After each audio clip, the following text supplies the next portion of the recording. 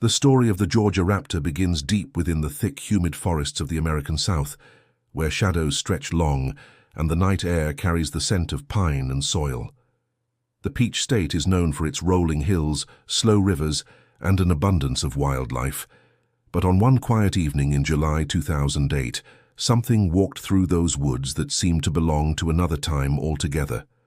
An 18-year-old man and his grandfather were hunting deer on private land, following an old rocky trail bordered by dense undergrowth. The sun had set, and the forest had begun to hum with the life that awakens after dusk. Crickets sang, frogs croaked in the distance, and the occasional rustle of a squirrel or raccoon disturbed the calm. Then came another sound, something heavier, something that did not fit. The young man turned to his grandfather, and they froze. The crunch of twigs echoed from the darkness ahead. Whatever it wasn't a deer. It moved with purpose, deliberate and weighty, as though it owned the path. The two hunters raised their flashlights but hesitated. The beam cut through the air, catching particles of dust and mist. And then, about 150 yards away, a shape appeared. For a moment, both thought their eyes were playing tricks on them. The creature was upright, standing on two legs, balanced perfectly, its back straight, its head moving slightly, as if sniffing the air. The man's breath caught in his throat. He described later that it was around 5 feet tall at the shoulders, with a long, stiff tail stretching behind it. Its arms were short, but he could see the glint of something like claws at the ends. When it shifted its weight, one foot revealed a curved, sickle-shaped talon that seemed unnervingly familiar to anyone who had ever seen the dinosaurs of Jurassic Park. They stared, paralyzed between disbelief and terror. The creature's skin appeared scaly, the color of dark clay mixed with olive. Its head was elongated with what looked like a ridge or crest above the eyes. For several seconds it simply stood there, head tilting from side to side. Then it turned sharply, gave a quick huffing sound, and bolted into the trees with astonishing speed. The bushes shook violently, and then silence fell once again. The two hunters didn't speak. They listened, hoping it would return or that they might hear the crashing sound fade into the distance. But nothing came. The younger man's hands trembled as he lowered his flashlight. He looked at his grandfather, who seemed pale but composed. Neither of them wanted to admit what they thought they had just seen. Later that night, in the truck on the way home, the younger man finally broke the silence.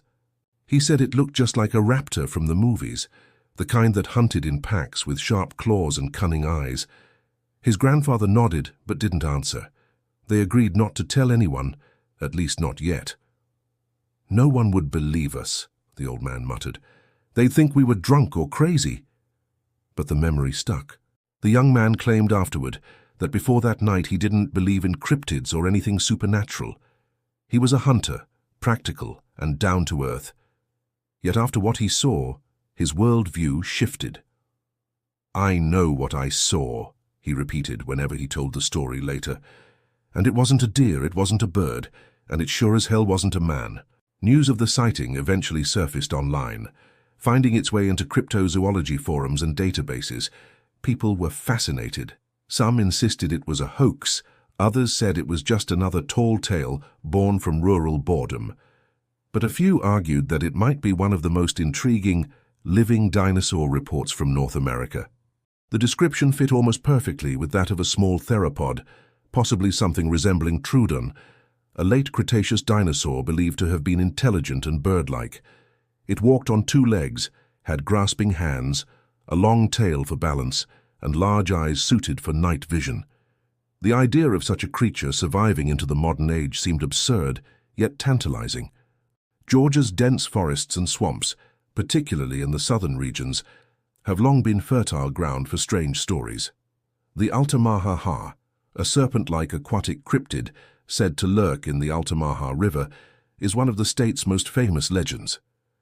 But the idea of a predatory dinosaur roaming the inland woods struck a different chord, something primal. The image of a living relic from the age of giants hiding among us evokes both terror and wonder.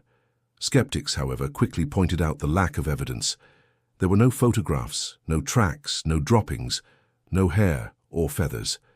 Just one man's account and a few lines written on obscure websites. Still, it persisted. When asked to describe the creature in more detail, The witness insisted that it didn't move like any animal he knew. It had a predator's grace, smooth and deliberate. Its tail didn't drag, it balanced perfectly as it walked. He said he could hear faint clicks as its claws touched the ground. Its arms hung loosely at its sides, and when it turned its head, it did so with almost mechanical precision, like a bird watching for prey. He remembered feeling that it was aware of him, that it sensed their presence but wasn't afraid. For a fleeting second, he felt it look directly into the beam of his flashlight. Its eyes reflected a pale yellow light, like a cat's, but more focused, intelligent. Some researchers tried to find logical explanations.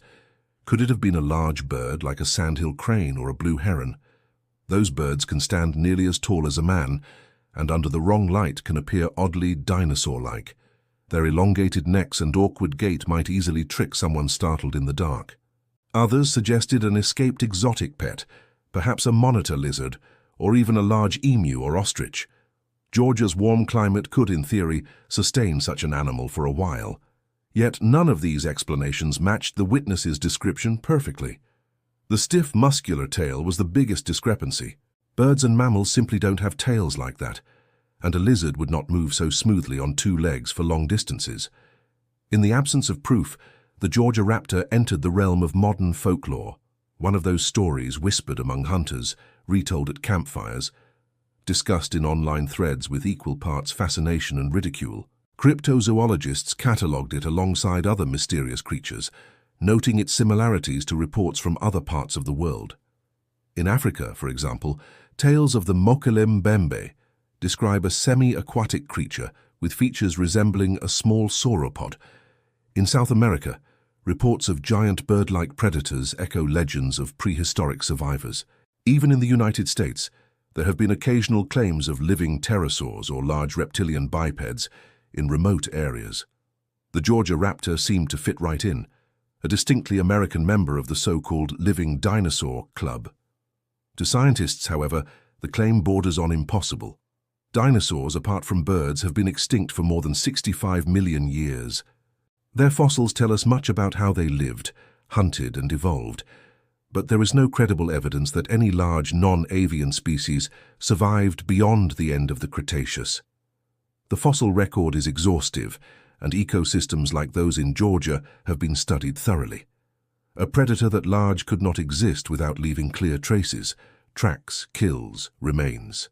Moreover, the environment would need to support a viable population, not just one stray creature. For a species to survive millions of years unseen, it would require food, territory, breeding pairs, and the ability to avoid human detection, all in a region frequently explored by hunters, campers, and researchers. The odds are, scientifically speaking, infinitesimal. Yet the legend endures because the human imagination is wired to seek mystery. Stories like the Georgia raptor feed the same curiosity that makes us look at the stars and wonder if life exists elsewhere. They remind us that despite all our technology, we don't know everything. For the people who believe, the lack of proof doesn't negate the experience, it deepens it. The witness's conviction was absolute.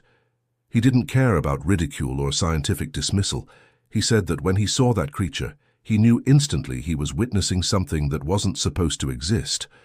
That certainty, combined with the natural eeriness of the woods, is what gives the story its lasting power. Imagine standing in that same forest today. The trees sway gently, cicadas buzz, and the air grows heavy with humidity. You walk the trail where it happened, flashlight in hand. Every crack of a twig sets your heart racing. Your rational mind insists it was nothing. Maybe a deer, maybe a trick of the light.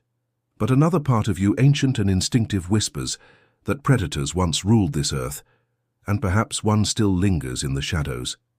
That feeling, the tension between logic and fear, is at the core of why cryptid stories thrive. They play on the oldest emotion we know, the fear of being hunted. The psychological element of the Georgia raptor sighting cannot be ignored. Our brains are pattern-making machines, evolved to identify threats quickly. When visibility is low, when adrenaline is high, when expectation mixes with uncertainty, our minds can fill in missing details. A flash of movement becomes a shape, a shadow becomes a monster. But sometimes, And this is what keeps such tales alive. Witnesses remain consistent, calm, and credible. They don't embellish. They don't seek fame. They simply describe what they saw, no matter how unbelievable. That sincerity is often what convinces listeners to at least entertain the possibility. In cryptozoology circles, debates about the Georgia raptor often veer into speculation about relic populations. Could a small group of prehistoric animals have survived extinction in isolated environments? It's not entirely impossible in theory. Coelacanths, once thought extinct for 65 million years, were discovered alive in 1938 off the coast of Africa. But those were deep-sea fish, hidden in the vast unexplored ocean. A large land predator, on the other hand, would be nearly impossible to conceal. The logistics simply don't hold up. Yet believers counter that the world still holds remote corners, dense jungles, uncharted caves, deep swamps, and perhaps even patches of forest in rural Georgia, where something ancient might persist feeding on deer boar or smaller animals rarely seen, mostly nocturnal. The legend found new life on the internet, where amateur investigators shared theories and crude digital illustrations of what the creature might look like. Some depicted it as a classic featherless velociraptor, others as a more bird-like predator with small proto-feathers and bright eyes. One artist imagined it crouched near a stream, drinking water, its tail curling elegantly behind it. Another portrayed it leaping across a fallen log, muscles tensed. None of these images, of course, have any empirical basis, but they give shape to the myth, transforming a fleeting report into a vivid cultural figure. For locals, the story became part of Georgia's growing list of mysteries. Tourists interested in the paranormal or the unexplained began asking about it. Podcasters discussed it. A few YouTube channels recreated the encounter with eerie sound design and night vision footage. In each retelling, the details shifted slightly. Sometimes it was taller, sometimes smaller, sometimes glowing eyes, sometimes none. Legends, after all, are living things. They evolve with every storyteller. What stays consistent is the sense of awe, a creature from another world walking under the same moon as us. Skeptics continued to dissect the case. One argued that the timeline of the sighting, twilight to full dark, was perfect for optical illusions. Another pointed out that the human brain, once it identifies something as threatening, exaggerates its size and form in memory. The witness may have seen a bird or even a person wearing hunting gear, but adrenaline and imagination sculpted it into a monster. A few even wondered whether it could have been a prank, perhaps another hunter moving strangely in the distance. But those who've spent nights in the wilderness know how vast and unpredictable it feels.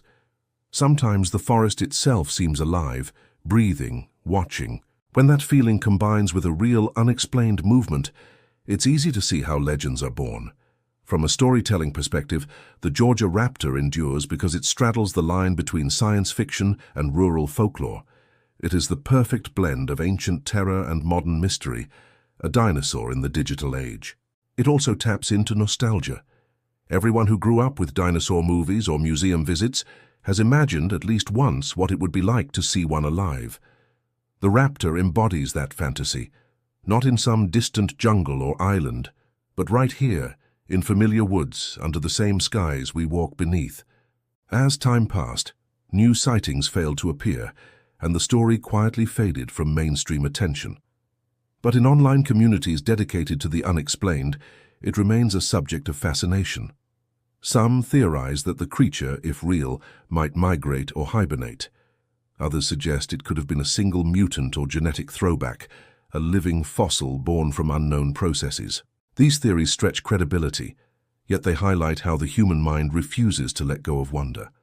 We crave mystery, and in an era where satellites photograph every inch of the planet, finding a corner still unlit feels precious. If we look deeper, the Georgia raptor story is not really about dinosaurs at all. It's about belief. It's about how people interpret the unexplainable and what it reveals about us. For the witness, that night was a moment of revelation, a crack in the wall of reality. For skeptics, it's a lesson in how perception and environment can deceive. For storytellers and dreamers, it's a spark of imagination. The story reminds us that truth and myth often coexist, feeding off each other like light and shadow. The forest where it happened still stands, and locals say that on certain nights you can hear strange calls echoing through the trees, not quite bird, not quite mammal. Some dismiss it as foxes or barred owls whose cries can sound eerily human. Others prefer to think it's something older, something that remembers an age when giant creatures ruled the earth. Whether those sounds are natural or not hardly matters. What matters is that they keep the legend alive. In the end, the Georgia raptor may be nothing more than a story, a trick of the light, a moment of fear etched into memory. Or it may be something more, a reminder that even in our mapped and measured world, the unknown still waits just beyond the reach of our flashlights. Perhaps that's why we keep returning to these tales. They tell us that wonder is not extinct, that the wilderness still has secrets, that somewhere in the dark something might still be watching. So if you ever find yourself walking through the pine forests of Georgia at night, and you hear a rustle that doesn't sound like a deer or a raccoon, don't panic, but don't assume you know what it is either. Shine your light carefully. Look into the trees. Maybe you'll see nothing but shadows, or maybe, just maybe, you'll glimpse the flick of a long, rigid tail disappearing into the undergrowth, a faint echo of a world that once was reminding you that time does not erase everything. Some things simply learn to hide. Because in the quiet corners of the earth, where the night is thick and the air is heavy with mystery, legends don't die. They wait. And sometimes, if you're lucky or unfortunate enough, they step out of the darkness and look right back at you. And if they do, you'll understand why the young man in Georgia never doubted what he saw. Because in that instant, facing the impossible, reason fades, and all that remains is awe. The Georgia raptor may belong to myth, but myths often begin with a single truth glimpsed in the dark, carried home by someone too astonished to stay silent. So keep your eyes open, your light steady, and your mind willing to wander. The world is stranger than we admit, and perhaps somewhere in the stillness between one heartbeat and the next, the past is closer than we think.